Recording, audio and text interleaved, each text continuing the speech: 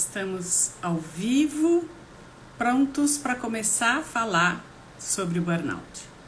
Se você que vai assistir a gravação está entrando aqui conosco, a ideia é a gente explorar todos os sintomas de burnout, como que ele vai se desenvolvendo, quais são os fatores geradores de burnout, sejam todos muito bem-vindos, quais são os fatores geradores do burnout, e depois vamos evoluir para falar sobre gerenciamento de estresse. O que é gerenciamento de estresse e como é que a gente pode fazer o nosso gerenciamento diário do nosso estresse, das nossas emoções, de modo a buscar uma vida mais equilibrada. Então sejam todos muito bem-vindos, obrigado pela presença de todos vocês. Vamos começar então falando sobre o que é burnout. O burnout é um quadro de estresse crônico. Tudo o que é crônico é alguma coisa que se prolongou ao longo de um tempo. Então ele é um estresse crônico mal gerenciado em ambiente de trabalho. Essa é uma definição da OMS. Então é muito importante entender que se você tiver os mesmos sintomas do burnout, mas não for num ambiente de trabalho, isso não foi adquirido em ambiente de trabalho, só não pode chamar burnout. Por quê? Porque hoje o burnout traz garantias trabalhistas de licença, de estabilidade no retorno da licença. Então, quando a gente falar em estresse, a gente não vai estar falando em burnout. Então, o estresse é uma adaptação, uma reação e uma adaptação do nosso corpo a fatores adversos da nossa vida, todas as adversidades, desafios da nossa vida, as demandas. E o estresse é uma reação normal do nosso organismo. Mas depois de um período em que a gente começa a enfrentar algumas adversidades, desafios, dificuldades, o nosso corpo tenta se adaptar. Quando ele não consegue se adaptar, nós começamos a ter sintomas de ansiedade, sintomas de insônia, alguma gastrite, dor de estômago, acordar no meio da noite. Esses são os sintomas iniciais do estresse. À medida que nós não vamos conseguindo gerenciar essa emoção e essa situação, nós começamos a evoluir por uma irritabilidade, dificuldades de relacionamento. A gente prefere ficar na nossa, ali no ambiente de trabalho ou mesmo em casa.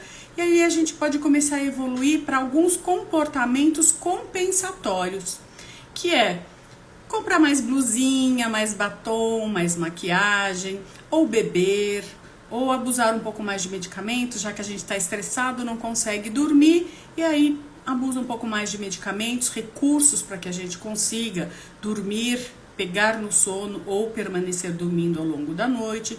Podemos buscar uma compensação também em compras, porque o nosso cérebro está buscando uma compensação para aquele desequilíbrio que nós estamos passando. É a fase adaptativa do estresse. E se a gente não consegue se compensar e gerenciar isso, a gente parte para a fase da exaustão. Então, inicialmente, você começa a ter sintomas de angústia, ansiedade, insônia, vai passando para irritabilidade, às vezes um comportamento compensatório, até que você vai chegando na exaustão. Então, você começa a ter uma exaustão física. Qual a diferença de exaustão e cansaço? Cansaço, você tira um fim de semana, dorme, vê Netflix, não faz nada e se recupera. Ou uma semana, umas férias e se recupera. Isto é cansaço. Exaustão, não há o que recupere. Você está numa sensação permanente de desgaste, você dorme e acorda cansada. Ainda que você tome um remédio para dormir, você capote a noite inteira, você não tem essa sensação de recuperação de energia. E inicia com um processo de exaustão física e vai indo para uma exaustão mental. Você começa a ter aquilo que se chama de fog mental. Fog em inglês é nuvem, neblina. Você não consegue se concentrar, você tem dificuldade de concentração, dificuldade de memória. E aí você vai caminhando para um processo de colapso mental. Essa exaustão mental te leva para um colapso físico e mental. E então tudo isso é um quadro de estresse. Mas nessa ponta final que eu falei, a gente já começa a configurar a jornada do burnout. Porque o burnout começa como um estresse, ele é um estresse crônico, que eu falei, mal gerenciado, mas ele começa com um quadro de estresse E daí você começa... O que acontece quando nós estamos estressadas? A gente tem um alto nível de cortisol, que é uma substância natural do nosso corpo, sendo despejada no organismo. E o cortisol, ele reduz as nossas taxas de imunidade. Então, quando a gente vai caminhando nessa jornada para o burnout, a gente começa a ter quadros de insônia, quadros de ansiedade. Mas, puxa, eu nunca fui de ter dor de garganta, tô tendo infecção de garganta. Nossa, agora esse resfriado virou uma sinusite. E você começa a ter uma série de infecções. E o que dificulta o diagnóstico do burnout? É porque você tem uma diarreia, você tem um refluxo, você tem uma sinusite. São especialistas diferentes. E você, mesmo que você vá em busca dessa correção... Qual é a minha missão aqui? É fazer com que todo mundo saiba essa jornada do burnout, para que possa chegar no médico e alertar e falar, olha, doutora, eu tô tendo diarreia, mas eu tô tendo também sinusite, eu tô tendo muita dor de garganta, eu tô tendo uma série de infecções que eu não tinha antes. Eu passei uma jornada de 3 anos rumo ao burnout, não conhecia, então eu também não soube comunicar para os médicos que eu busquei que eu tinha problemas de intestino, mas eu também tinha sinusite, eu também tinha refluxo, e cada médico é um, e nós não conseguimos daí amarrar esse quadro. Então essa pessoa que está evoluindo, ela começa a ter infecções recorrentes, porque o nível de cortisol está muito alto, porque ela está estressada, e esse nível de cortisol baixa a imunidade. E aí, nessa jornada, você vai tendo dificuldades de performance, você começa a não render mais, você percebe isso e começa a ter medo de errar. Então você começa a ficar evitativo e não querer mais fazer algumas coisas, porque você não se reconhece mais. Você começa a não produzir o que você produzia, você começa a ter dificuldade de executar o que você executava, você começa a ter dificuldade de memória, de lembrar o nome dos seus pares, dos seus clientes, de ter dificuldade de como fazer as atividades de trabalho. E é óbvio que isso impacta a vida pessoal também, porque a pessoa não é uma no trabalho e outra em casa. Então ela também começa a ter dificuldades de relacionamento, irritabilidade, quadros de tristeza. E quando esse quadro junta todos esses sintomas, porque a gravidade do burnout é que não vai um sintoma sendo substituído pelo outro, eles vão se somando. Daí você entra num colapso físico e mental. E o que é um colapso físico e mental? É um apagão. É você entrar no carro e não conseguir dirigir, não lembrar o caminho para chegar no seu trabalho. É você ter uma crise nervosa. É você realmente ficar na cama e não conseguir levantar, não ter energia física e mental. Então o burnout, ele tem diversos, desde que ele possa ser diagnosticado por um profissional de saúde, um psicólogo, um psiquiatra, um neurologista, de preferência médicos e profissionais mais especializados a lidar com burnout, ainda que ele faça esse diagnóstico, você pode ser diagnosticada aqui no início ou já quando você colapsou. Eu fui diagnosticada dentro de uma UTI, quase sem vida. Então a ideia é justamente que vocês aprendam quais são os sintomas de burnout para que possam reconhecer e buscar ajuda profissional e buscar o reconhecimento de que você está com essa condição, com essa doença do trabalho e que você possa se tratar. Quando a gente fala em burnout, a gente sempre pensa no que causou. Invariavelmente, as mídias, não mídias sociais, as mídias, jornais, revistas, divulgam muito um dos fatores mais graves geradores de burnout, que são ambientes tóxicos de trabalho. Então, são chefias, lideranças tóxicas, um ambiente que não é acolhedor. Nós todos somos adultos e não estamos no trabalho para sermos pegos no colo. Mas isso não significa que nós não devamos e mereçamos ter uma liderança que nos trate com respeito, um ambiente adequado, acolhedor para suas necessidades. Negócios são feitos de pessoas. Pessoas que compram, pessoas que vendem, pessoas que produzem. E essas pessoas têm que ter saúde mental para toda essa dinâmica acontecer. Então as mídias falam muito sobre ambientes tóxicos. chefias tóxicas, culturas tóxicas. E estes são um dos fatores mais graves do ambiente corporativo na geração do estresse do trabalhador que leva ao burnout. Mas eu não quero falar aqui sobre aquilo que já é dito e eu valido que isso são fatores geradores mesmo. Eu quero falar daquilo que passa despercebido das pessoas e que são fatores geradores também. Obviamente que o ambiente de trabalho é o mais preponderante para causar danos e gerar burnout. Mas se você é aquela pessoa perfeccionista, que faz altas entregas, que prioriza o trabalho, que o trabalho está à frente da sua saúde física e mental, do seu descanso, você certamente vai ser mais vulnerável ao estresse e ao burnout, porque você não está trazendo o suporte necessário, os recursos necessários para você suportar as pressões da sua profissão e da sua vida.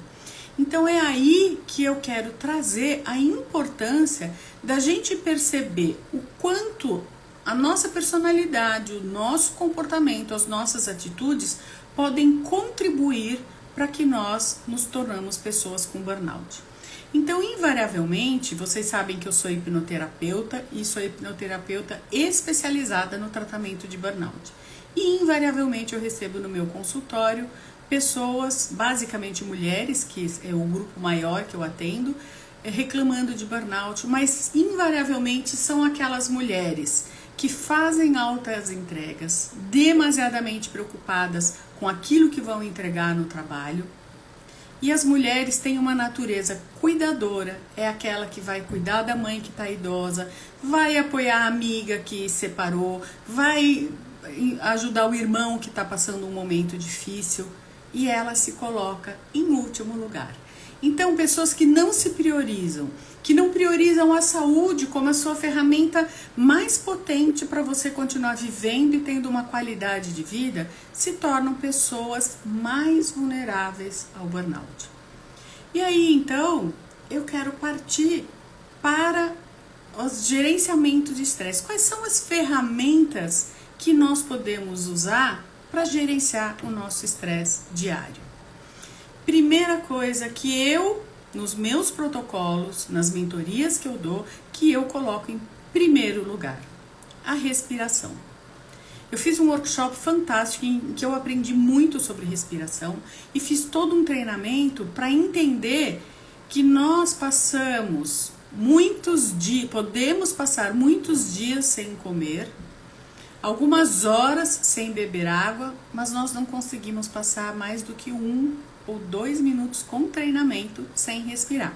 Então, a respiração é a nossa função básica e primordial para o nosso organismo permanecer vivo. E a gente invariavelmente respira errado. Nós respiramos pela boca. E a boca não tem nenhuma função respiratória. O nariz tem mais de 30 funções respiratórias, desde filtrar os germes, adequar a temperatura do ar e mais uma série de funções metabólicas. Mas eu não estou aqui querendo falar de como a gente deve respirar no dia a dia, embora a gente devesse recuperar uma forma mais correta de respirar, porque isso faz todo um organismo funcionar. Mas eu queria aqui trazer como ferramenta de gerenciamento de estresse que através da respiração a gente consegue se regular emocionalmente. E se a gente souber fazer exercícios respiratórios, que são ferramentas de gerenciamento de estresse, a gente não é apagar incêndio, é usar essa respiração para nós treinarmos o nosso sistema nervoso a não ir para o caminho do estresse. A gente tem duas partes do nosso sistema nervoso. O sistema nervoso simpático, que é aquele que faz a gente estar alerta, acelerada. Pensa no homem das cavernas que estava sempre alerta se o leão ia chegar.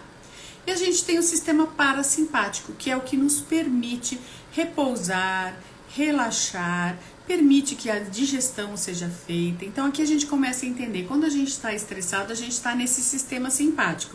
E é por isso que a gente tem enjoo, tem dor de estômago, tem ânsia de vômito quando fica nervoso. porque a gente não está nesse sistema tranquilo que permita a nossa digestão. Então eu vou ensinar aqui para vocês um exercício respiratório que ajuda a gente a manter uma regulação emocional e previne da gente caminhar para um estresse. A gente ouve muito falar em exercícios respiratórios, acessando o YouTube a gente acha muitos que falam, né, que a gente respira em X e expira em 2X, ou seja, se eu respiro 1, 2, 3, 4, eu vou expirar em 8. Esta é uma boa respiração para a gente fazer gerenciamento de ansiedade. Mas para pessoas que têm picos de ansiedade, eu aprendi com um psiquiatra isso. Essa respiração pode ser um gatilho para a ansiedade. Então, se você é uma pessoa que tem síndrome do pânico, tem um nível de ansiedade muito alto, eu vou ensinar uma outra forma de fazer a mesma respiração. Você inspira em 4, para em 4, prende em 4 e solta em 4. Para o seu cérebro, a função que tem esse tipo de respiração é a mesma coisa que inspirar em 4 e soltar em 8. Agora, não adianta fazer isso na hora que você já está tendo aquele ataque de pânico, porque daí é muito difícil controlar. Faça isso todo dia.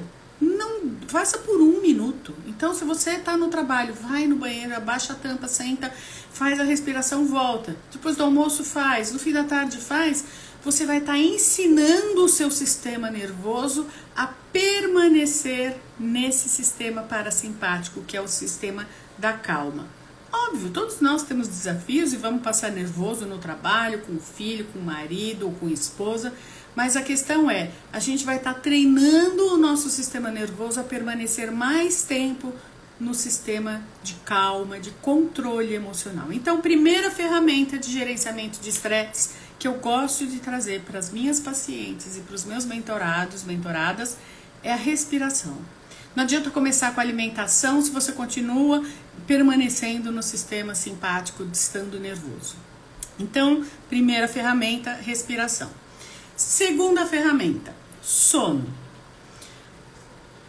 Todo mundo hoje em dia toma remédio para dormir, a grande maioria das pessoas, mas isso não quer dizer que a gente teve o sono atingindo todas as etapas que ele deveria. Eu não quero ser técnica aqui, mas a gente tem etapas no nosso sono. Tem a etapa REM, tem períodos de sono mais superficial e menos superficiais. O sono é uma importante função do nosso corpo para consolidar as memórias que a gente, dos conhecimentos que a gente adquiriu durante o dia. Então, quando a gente tem um sono comprometido e está estressado, a gente começa a ter dificuldade de memória, de concentração. Outra função do sono, consolidar as emoções. Então, você passa emoções, aborrecimentos durante o dia. Um bom sono, ele elabora essas emoções sem o aporte emocional que você viveu, do cara que te xingou no trânsito, do chefe que foi indelicado com você ou qualquer coisa. Você revive essas emoções sem essas vivências, sem a emoção, e consolida essas emoções de modo que você inicie o seu dia com o seu copo vazio e não meio cheio ou cheio como você terminou o dia anterior. Então, consolidação de aprendizados e memórias, consolidação de emoções. Ele também fortalece o nosso sistema imunológico, ele também faz o detox do nosso sistema neurológico. Então, o sono tem várias funções. E aqui eu queria trazer uma coisa muito importante que muitas vezes as pessoas não têm conhecimento. Um bom sono começa com um bom acordar. E o que é um bom acordar? É a gente acordar e não pegar em primeiro lugar as telas, celular, computador. É você se expor nos primeiros 60 minutos que você acorda, se expor à luz solar. E não é a luz solar da janela. É você realmente sair, pega a caneca, vai lá no terra e toma o seu café lá, faz alguma coisa neste sentido. Por quê? Porque nós temos um sistema dentro do nosso cérebro que, ao receber a luz solar, vamos pensar o nome das cavernas, que não tinha drogaria, não tinha Rivotril, não tinha medicamento para dormir. Como é que o sistema dele funcionava? Ao acordarmos e nos expormos à luz do sol, não é olhar para o sol, mas deixar o sol, a luminosidade nos atingir, nós ativamos dois sistemas dentro do nosso corpo. Um deles é você despejar no organismo dopamina, adrenalina, que dá aquele uhul, vamos começar o dia animados. Não que isso aconteça imediatamente, mas acontece logo após a exposição solar. Então você não precisa de energético, você não precisa de nada adicional para você ter energia. O nosso corpo foi feito para funcionar bem. E a segunda função que é ativada quando a gente se expõe à luz solar é ligar um reloginho que dali a 12 ou 14 horas vai começar a despejar melatonina no nosso corpo. Então a gente não precisa comprar e tomar melatonina. Despeja a quantidade certa de melatonina para dali a 12, 14 horas você começar a ter sono. Com isso a gente completa esse ciclo circadiano que é o ciclo do sono. Então um bom sono começa com acordar bem, para você passar bem o dia e para você dormir bem. Para quem tem dificuldade de dormir, de dormir ou acordar durante a noite, não deve tomar café após o meio-dia. Para quem não tem, não deve ultrapassar as 15 horas, porque o café permanece muito tempo no nosso organismo, a cafeína sendo metabolizada, e vai impactar a qualidade do nosso sono. E aí, é muito comum que quando a gente esteja estressado, a gente acorde lá pelas 3h30 da manhã, e é meio que um reloginho nesse horário. Eu também queria trazer para vocês entenderem a importância desse sistema todo funcionar. Eu queria trazer por que a gente acorda às 3h30 da manhã, preocupado, né, com alguma coisa, sobressaltado, porque funcionando normalmente, o nosso corpo, eu não falei que de manhã despeja cortisol e adrenalina para a gente ter o pique para o dia e de noite começa a produzir no final da tarde melatonina. Então, durante o dia, esse cortisol normal, uma quantidade que o nosso corpo produz, vai começando a decair e no fim do dia começa a subir a melatonina. E daí lá pelas 3h30 da manhã, essa melatonina começa a reduzir, porque o homem das cavernas ia acordar às 5h30 da manhã, né, para caçar, para comer. Então essa melatonina começa a reduzir lá pelas 3h30 pra gente acordar. E o cortisol gradativamente vai elevando, gradativamente. Só que quando a gente está estressado, essa melatonina começa a reduzir e esse cortisol dá um pico. E aí a gente acorda. E acorda e perde o sono. E aí entra a nossa natureza pessoal. Uma workaholic inveterada, como eu já fui um dia, aproveitava que trabalhava no comércio exterior, perdeu o sono, vamos trabalhar, porque o cliente na Europa já está acordado. Mas aí que está a diferença, é utilizar essas ferramentas de gerenciamento de estresse para voltar a dormir, para trazer o corpo para a normalidade. Então a gente aprendeu sobre a respiração, sobre o sono, alimentação. Eu não sou uma pessoa extremista, não sou nutricionista e não posso prescrever e não prescrevo dieta nenhuma. Mas o que é uma alimentação que ajuda a gente a gerenciar o estresse? Uma alimentação não inflamatória. E aí que eu não vou querer entrar em detalhes. Pensa no conceito, descasque mais e desembrulhe menos. É a comida de verdade, é o arroz, feijão, a salada, o ovo, bem equilibrado, o mínimo de produtos industrializados possível, verduras, legumes, frutas. Faça essa alimentação que o seu corpo vai estar menos inflamado e você vai ter mais condições de lidar com os desafios diários, inclusive vai melhorar o seu sono. O quarto ponto de gerenciamento de estresse é a atividade física. A famosa atividade física que é um desafio para tanta gente. Mas quando a gente entende a função que a atividade física passa a ter sobre os nossos neurônios, a musculação, ela ativa a produção de uma proteína que é um importante protetor dos nossos neurônios. Então, já se sabe hoje que pessoas que praticam atividade física são menos suscetíveis à depressão, a doenças degenerativas, Alzheimer, Parkinson. Lembrando que hoje a ciência já sabe que algumas condições, alguns transtornos, como transtorno de ansiedade, transtorno depressivo, eles são doenças inflamatórias de um corpo inflamado. E depois de pensar então em respiração, sono, alimentação e atividade física, vamos falar em autocuidado. Aquela pessoa que está focada no trabalho, sabe aquela regra do avião que quando despressurizar a cabine vai cair a máscara, ponha primeiro em você para depois pôr na sua criança, na sua mãe idosa que está ao lado, porque senão o que acontece? Você vai ficar sem ar, vai desmaiar e não vai poder socorrer as pessoas que estão com você.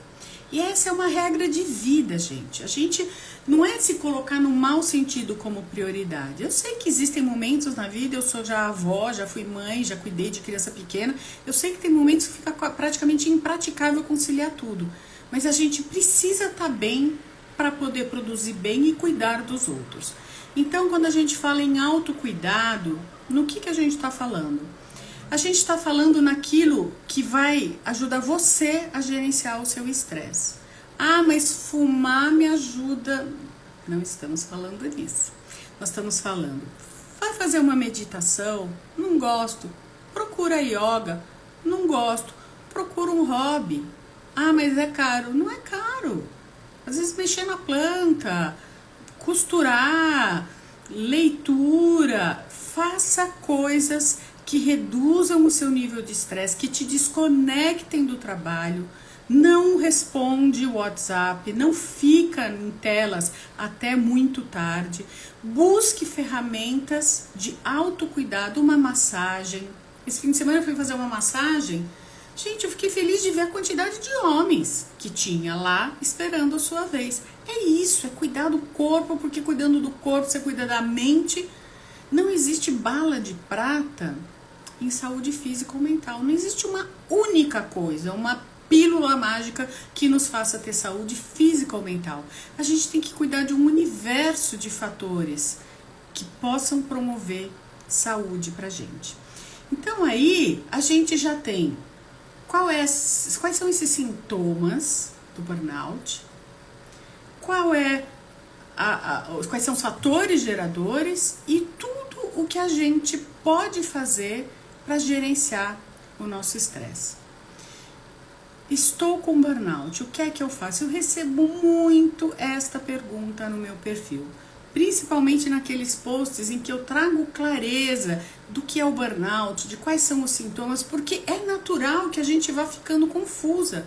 Né? Você está com ansiedade, mas daí você também tem um refluxo, daí você tem uma sinusite, você fica perdida e de repente você não está mais produzindo. Você não está mais atingindo o nível de performance que você tinha antes. E isso é desesperador. Eu digo para vocês que quando eu estava no pico do burnout, e assim com a mente completamente comprometida, o que eu pensava? Eu não sou a sombra do quem eu já fui um dia. E isso é deprimente. Então, o que a gente deve fazer quando a gente se reconhece nos sintomas de burnout? A gente tem que buscar ajuda o quanto antes. A minha ideia é que o meu perfil seja um grande divulgador, de forma muito simplificada, desses sintomas. Por quê? Porque se você souber quais são os sintomas, você vai prestar atenção em você.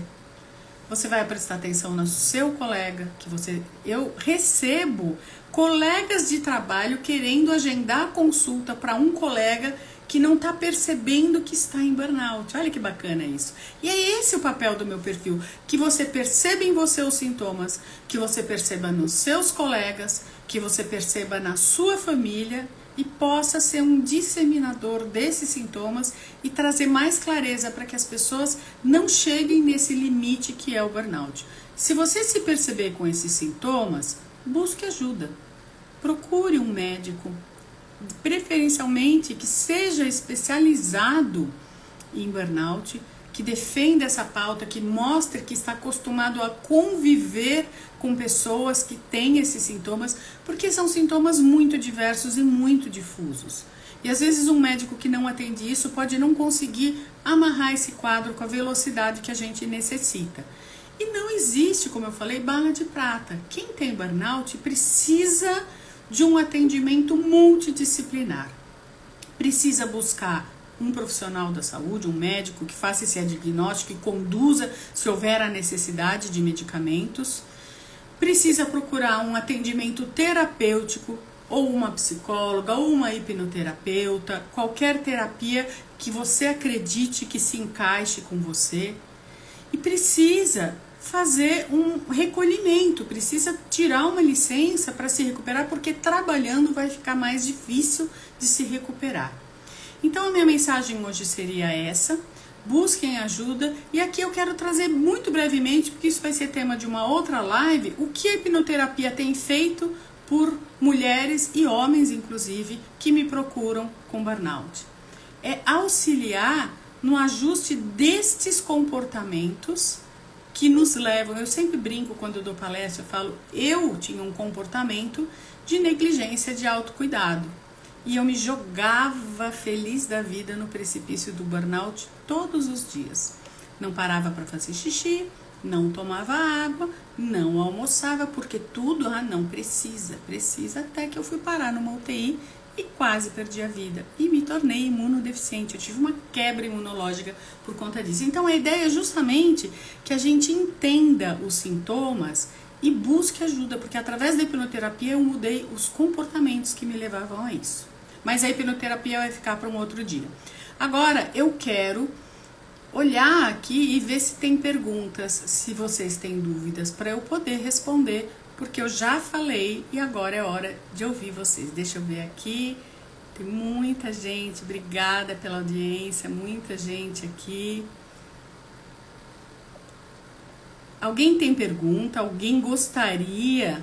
Flávia falou, assunto necessário, às vezes não entendemos. Essa é a maior dificuldade do burnout, gente. A gente começa a não compreender o que está acontecendo com a gente. Você tem dor de cabeça, você tem cistite, você não consegue dormir, você está irritada. De repente você vê compra chegando porque você ficou fazendo muita compra de coisa pela internet. Tudo isso são sintomas que, tudo junto e misturado, formam o pacote do burnout e a gente tem muita dificuldade de entender o que é que está acontecendo com a gente. Eu vou dar mais um tempinho, se alguém quiser colocar alguma pergunta aqui, eu estou à disposição para responder, mas se também quiser me enviar a pergunta pelo direct, a ideia, tempo de cura para o burnout, estou afastada há 4 meses e sem melhora. Importante, Audrey, sinto muito que você esteja com burnout, que esteja afastada. Eu me lembro de eu afastada, a dificuldade que eu tinha de não fazer nada.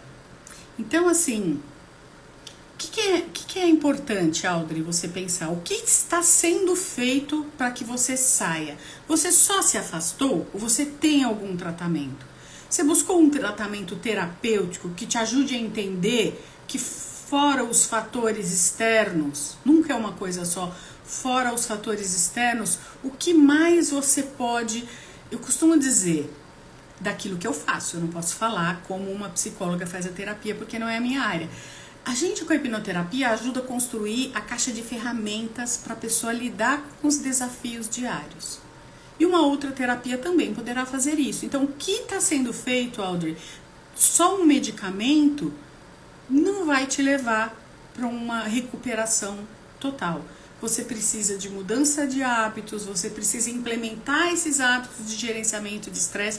Eu vou falar, gente, que foi uma colcha de retalhos de inúmeros médicos para que eu chegasse para cada um me dizendo uma coisa, mas ninguém nunca me deu esses 5, 6 pontos que eu passei para vocês numa tacada só. Foi uma jornada para eu trazer esse aprendizado, fazer pós-graduação em neurociência e conseguir trazer isso para vocês. Então, Audrey, veja de tudo que eu falei o que está sendo feito para que possa potencializar seus resultados. Flávia me perguntou aqui, burnout pode ser possível em jovens por causa de rotina estressante do ensino médio? Aqui, Flávia, eu quero trazer muita clareza para o seguinte. Quem aqui é mãe ou já viu uma mulher que tem nenê, ela está naquela exaustão daquele primeiro, segundo mês, dando de mamar, o corpo acostumando a acordar à noite, ela poderá ter os mesmos sintomas de burnout. Só não pode chamar burnout porque não está ligado ao ambiente de trabalho. No começo eu falei, o burnout dá direitos trabalhistas para licença, para a estabilidade no retorno da licença. Então eu valido tudo que todo mundo sente igualzinho ao burnout, mas não ligado ao ambiente de trabalho. Eu sei como é duro e difícil, só não pode chamar burnout, mas precisa exatamente desse mesmo tratamento, desses fatores de gerenciamento de estresse. Então, esse jovem que na rotina do ensino médio está estressado, tendo todos os sintomas do burnout, não chama burnout, mas a dor é a mesma, gente. Então, não pode ser invalidado. Precisa de gerenciamento de estresse, de alimentação saudável, de um bom sono, de atividade física, construir os reforços, os recursos internos para lidar com os desafios dele. A Taira está me dizendo: estou afastada, diagnosticada com burnout há 8 meses e realmente minha dificuldade é querer estar sempre produzindo. Mas estou aprendendo muito com você, Denise, a doutora Ana Paula, Assédio Net. Sim, nós somos um grupo de mulheres que falamos sobre assédio, sobre fatores... Eu não falo do assédio, eu falo do burnout. A Luciana Baruch fala sobre assédio, a doutora Ana Paula Penha, eu tenho inclusive um podcast com ela, que foi muito bacana a gente trazer juntas, cada uma na sua área, o reconhecimento do burnout. E é isso, Taira. A gente aprender a desligar é uma ressignificação. Eu não conseguia. Eu me lembro que uma médica de medicina integrativa me falou: Denise, vai cuidar das plantas e ver a revista Cláudia. Eu não consegui, mas sempre que eu desviava para um caminho de não respeitar os meus limites, eu lembrava da doutora Renata Fialdini me falando isso. É isso, gente, é uma ressignificação. A gente não entrou do dia para a noite no burnout, como eu falei para vocês, é uma jornada, e a gente não sai também, essa coisa, o meu médico me deu 3 dias, 1 semana de licença. Gente, não resolve, né? Então, é uma jornada de recuperação, por isso evitar chegar nesse ponto do colapso, e uma mudança interna de muitos comportamentos que nos levam ao burnout. Eunice, oi Eunice, obrigada por estar aqui. Como a depressão pode ser tratada no processo de burnout? Não falei, querida. A depressão é um sintoma, um dos inúmeros sintomas que se juntam nesse quadro de burnout. E daí, por isso que eu falo, tem que procurar uma ajuda especializada, porque um médico vai poder diagnosticar e tratar adequadamente esses sintomas, alguns com medicamento e outros com indicações que ele vai dar. Mas por isso que eu falei, é um tratamento multidisciplinar, porque uma terapia que você busque, seja a hipnoterapia ou uma terapia comportamental cognitiva, vão ajudar você a olhar para os seus comportamentos, para aquilo que você pode mudar, para o gerenciamento de estresse, mas a depressão está normalmente associada e precisa ser tratada. A Flávia falou, burnout em advogados cada vez mais comuns. Existem muitas... Hoje, o que a gente vê é uma epidemia de burnout, para falar a verdade, gente. Muita gente de todos os setores. Mas, historicamente, existem algumas profissões que tornam as pessoas mais vulneráveis.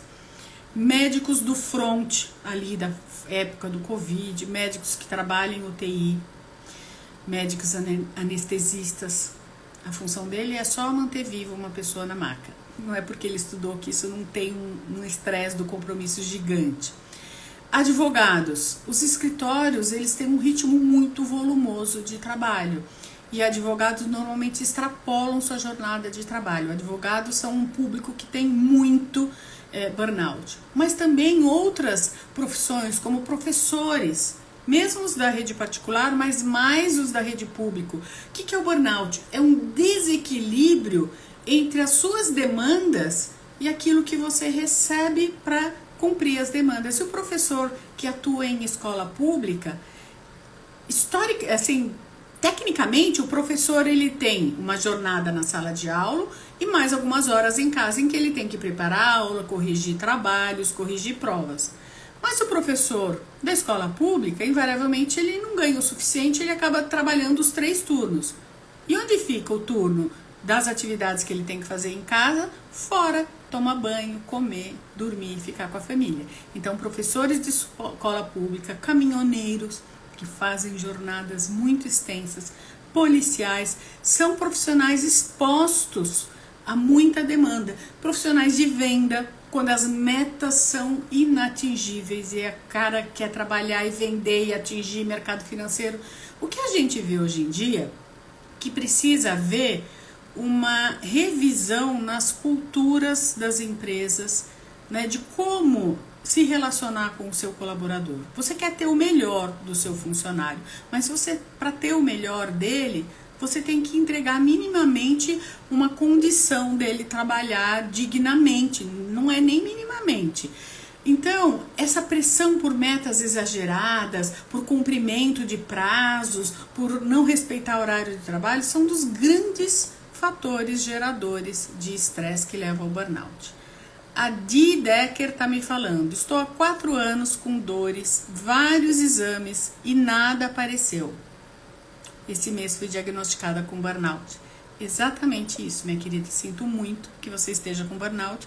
E é isso, a gente tem dor muscular, a gente tem dor de cabeça, a gente tem problema de intestino, tudo vai se justificando, porque você está, né, num estresse, porque também você teve uma virose, mas a verdade é essa, ainda falta para alguns profissionais que não se aprofundaram nesse conhecimento, captarem tudo isso e falar, opa, vamos aprofundar, o que mais você está tendo, né? E aí são sintomas difusos. Então, eu fico feliz que você já esteja sendo tratada. E como eu falei, é multidisciplinar, se cuide, porque é uma jornada trabalhosa para a gente superar. Bom, gente, eu não tenho mais perguntas. Quero agradecer a presença de todos vocês. Estou vendo aqui, inclusive, pacientes minhas aqui participando. Eu espero poder ter contribuído, trazendo conhecimento sobre sintomatologias e como esse sistema evolui. Fiquem atentos e disseminem esse conhecimento para as pessoas ao redor de vocês, para que elas estejam atentas também e possam reconhecer o mais rápido possível o burnout e os sintomas de estresse. Um beijo grande para vocês e a partir de agora, toda segunda-feira, eu farei lives falando sobre burnout, sobre estresse, sobre qualidade de vida e sobre hipnoterapia. Um beijo, pessoal. Obrigada!